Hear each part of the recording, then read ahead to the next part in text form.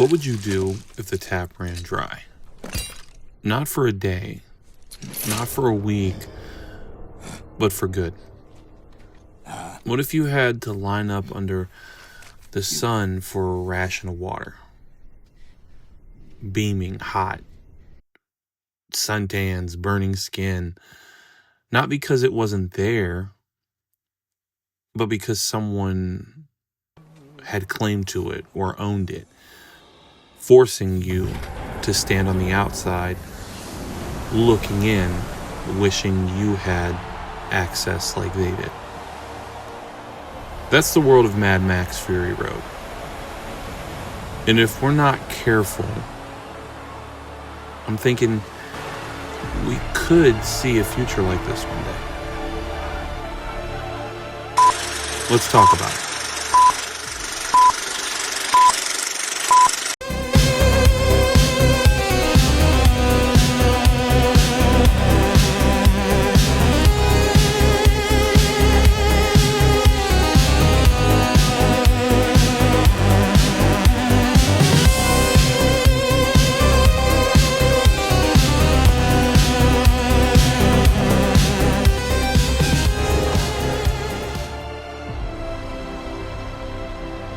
In Fury Road, Immortan Joe controls the most powerful resource left in the world. It just so happens to be water.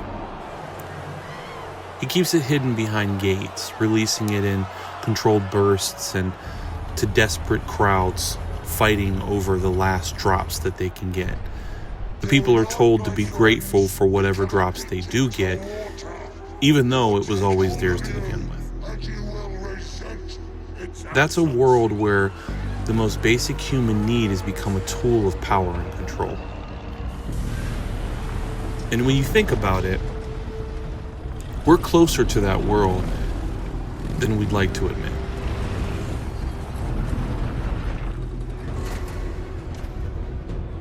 Right now, in my own state, we're experiencing a historic drought.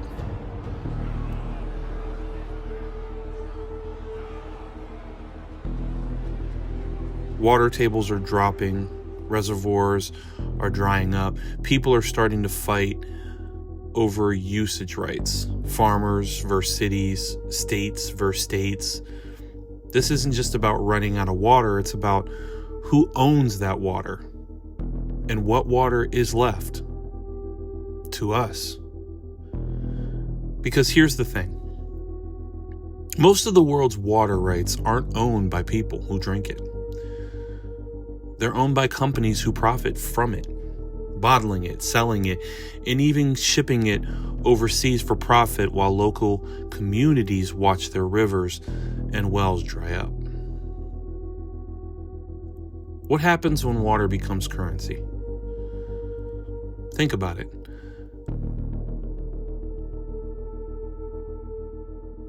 When it's no longer a public good, but it's a commodity you buy or you go without.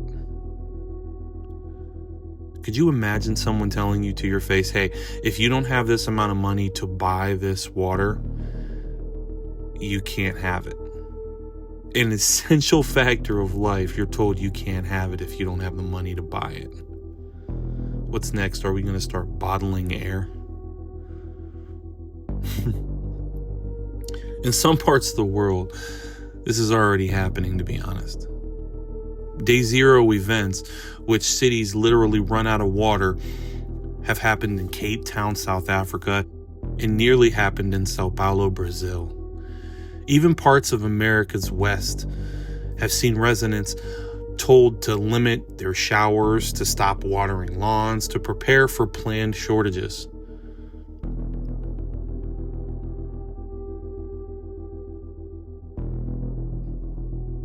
But who decides who gets the last drop? Some corporation with claim to it and a license that says that because they have enough money to buy it, that it belongs to them. Companies like Nestle and Coca-Cola and others hold licenses to pump millions of gallons of groundwater every year, often paying pennies for the right to take it. then sell it back to us at a premium because it's bottled with a colorful cap. It's legal, yeah, and it's most certainly profitable, because if it wasn't, they wouldn't be doing it. And it's eerily similar to Immortan Joe's pouring water over a crowd and saying, "Do not become addicted to water, my friends. It will take hold of you and you will resent its absence."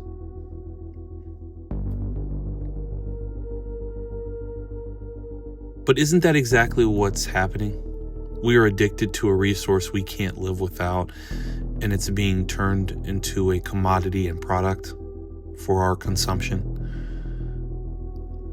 I remember being a kid and running into the kitchen and just being able to turn on the faucet and run water and just drink it constantly. There have been recent studies that have proven that the water that we are drinking from faucets is no longer the water we grew up drinking when I was a kid. It's filled with particulates and plastics and metals and carcinogens and chemicals and forever chemicals. It just never stops.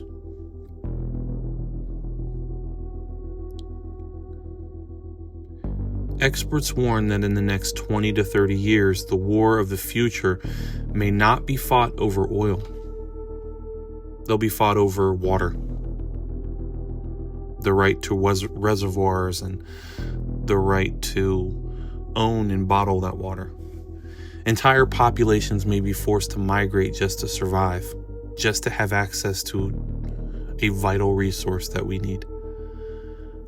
Crops will fail, prices will skyrocket, and whomever controls the water will control who lives and who dies. And that's not a movie. That's not Mad Max. That's a real possibility in our lifetime.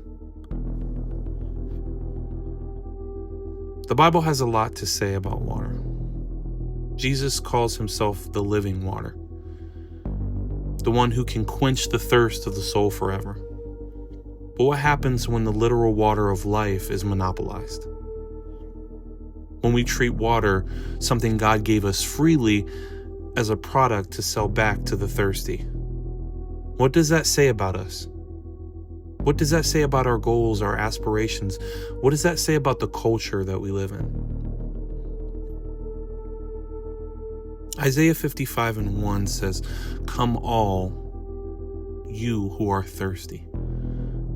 Come to the waters, you who have no money. Come, buy and eat." But our world says, pay up or stay thirsty.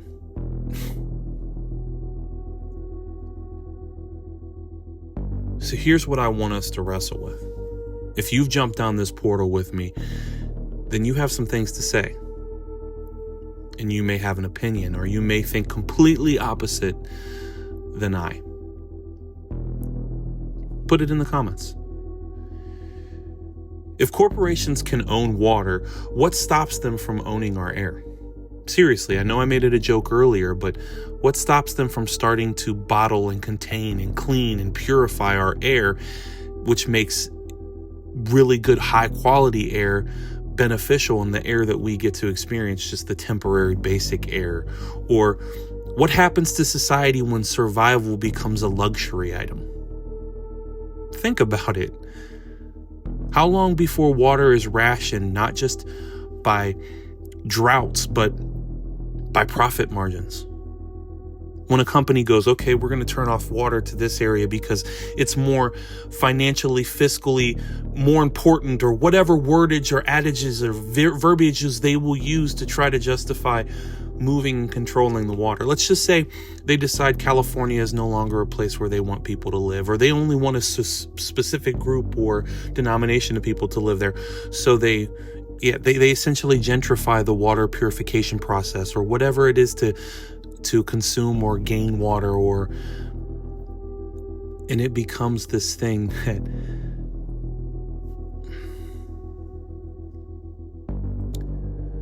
And when that day comes, will we accept our rations? Will we fight for what is ours, or will we just let things happen like we always have? I'm not calling upon you to just post a meaningless comment. I'm asking you to post because it helps build dialogue. It helps us see that we're not the only people in the world, or in this room, or in our towns, or in our cities, or in the groups that we're in that believe the things that we believe. Mad Max Fury Road is just a movie. It's a movie about survival, rebellion, freedom, many other things. But it's also a warning to us. If water becomes a weapon, if food becomes privilege, if survival becomes a subscription, then we're not far from the wastelands of Mad Max ourselves. Travelers, here's the door.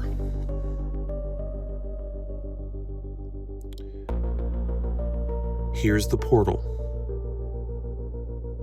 Here's the rabbit hole that I'll leave you with.